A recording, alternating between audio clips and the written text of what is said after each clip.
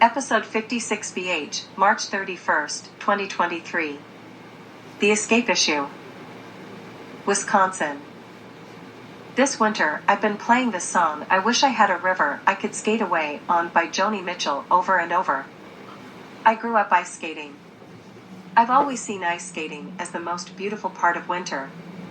This song is poetic, and my problem of breathing wood smoke pollution was very prosaic last week when I had to shovel out 13 inches of snow while trying not to breathe in the wood smoke my neighbor was producing. I Wish I Had a River speaks to me, because I feel, from the poignant opening lyric, "They're cutting down trees," to the beautiful, somehow uplifting refrain, "I wish I had a river to skate away on," that the poet Joni Mitchell offers a tantalizing solution: escape from a problem by just leaving. Leaving is idealized, and leaving is just out of reach, but maybe, just maybe, it can be done. Mitchell says over and over that escape is, emotionally, the only solution she can see. From a poet's point of view, there is some kind of resolution in feeling that escape can be the ultimate solution, and escape can be a beautiful solution. But tantalizing is defined as tormenting with the sight or promise of something unobtainable. I've decided to stay and fight. I watched Joni Mitchell receive the Gershwin Prize for Popular Song last night, so this song came back to me again.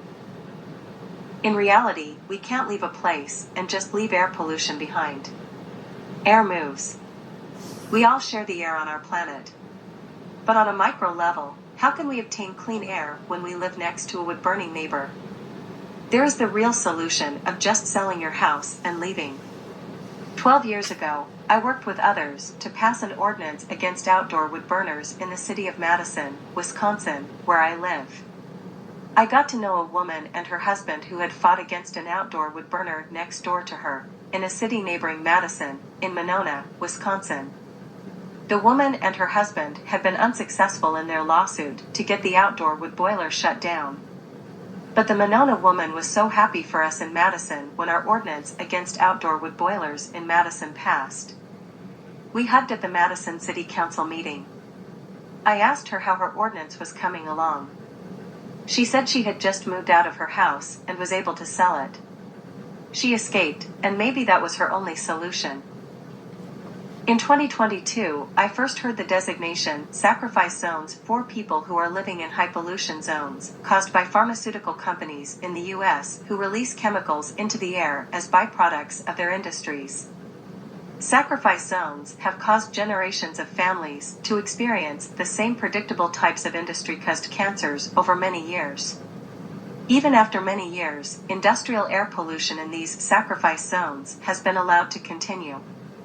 The people who lived in sacrifice zones and their resulting illnesses were deemed unimportant because the people were poor or minorities.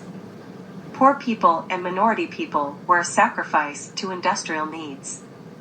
President Biden is attacking this problem of sacrifice zones with federal funds.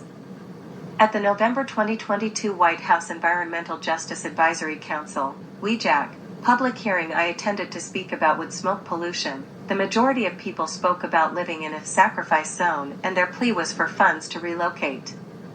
People in sacrifice zones just saw the best solution as escape, and they asked for federal funds to do that. President Biden has authorized funds for U.S. citizens to escape their air pollution problem of living in a sacrifice zone, literally, by packing up and leaving. Maybe the best solution is for the sacrifice zones to become no man's lands, and maybe more people will enjoy better health because of relocation. Generally, air moves, and air pollution moves. However, particulates fall to the ground eventually. So, the hyper-localized experience of living directly next to air pollution is the deadliest experience. Even after outdoor wood boilers were banned in Madison, Wisconsin 12 years ago, the problem of air pollution from indoor residential wood burning emitting from my wood burning neighbor's stack coming into my yard and infiltrating my home continues. This particulate pollution persists for me, and for any near neighbor of a residential wood burner. I listen to this beautiful song. I want a river to skate away on and feel sad and hopeful and fed up and ready to leave. But I still don't want to leave yet. I feel hopeful more than anything.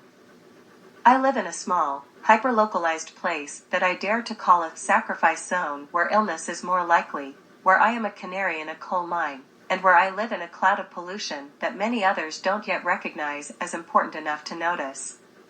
But residential wood burning has links to the larger world. Residential wood burning is allowed to continue justified by the lie that wood burning is carbon neutral. The lie of carbon neutrality also allows the larger clouds of pollution from biomass, wood, burning to continue. By fighting against residential wood burning, the same fighting words can be used to defeat industrial biomass, wood, burning. The world can begin to see the light of scientific truth to follow.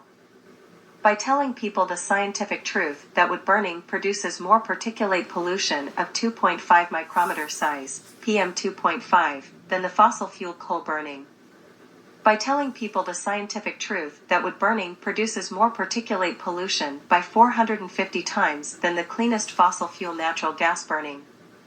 If we can acknowledge we have to stop burning wood, we have a chance to have a livable planet. It is tantalizing to think there is an easier solution, just leaving, but we can't leave our planet and the air we all share. The hope I feel doesn't come only from a song, which validates my feelings and makes me feel less alone. President Biden, through executive actions, and with funding from some legislative actions, is fighting air pollution. Funds will be allocated to help residential wood burners move to alternate forms of heat, such as electric heat pumps fueled by wind, solar, or geothermal energy on a new efficient electrical grid. Wood stoves can be replaced by cleaner or clean forms of home heating through the Low-Income Home Energy Assistance Program, LIHEAP, or other monetary incentives just beginning.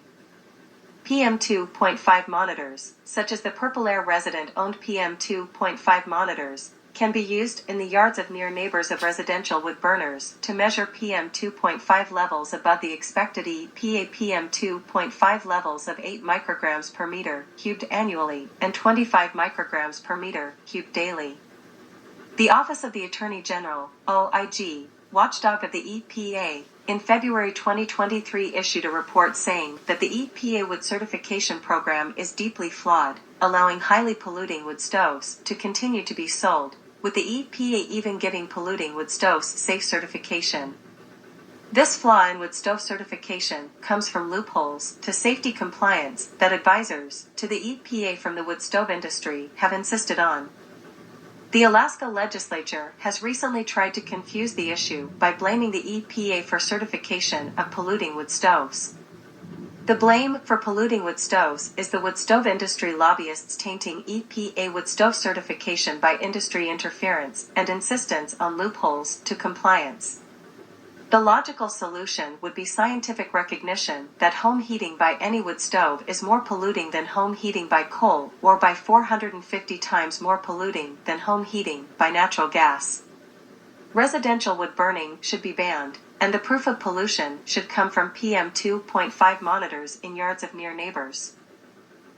Any neighbor who complains of pollution from their wood burning neighbor should be given a PM 2.5 monitor by the government, whether the government is local, state, or federal. The data from a Purple Air PM 2.5 monitor, collected every 10 minutes, is available to the general public and to government officials for historic data download 24 hours a day, 7 days a week. Data from overnight and weekend residential wood burning can be collected during normal government working hours. Residences of wood burners would not have to be entered, nor certification of wood stoves checked, for residential wood stoves to be shut down because of their pollution affecting the health and lives of near neighbors, using evidence from PM 2.5 monitors, not using certification of wood stoves. All residential wood stoves are unconscionably polluting.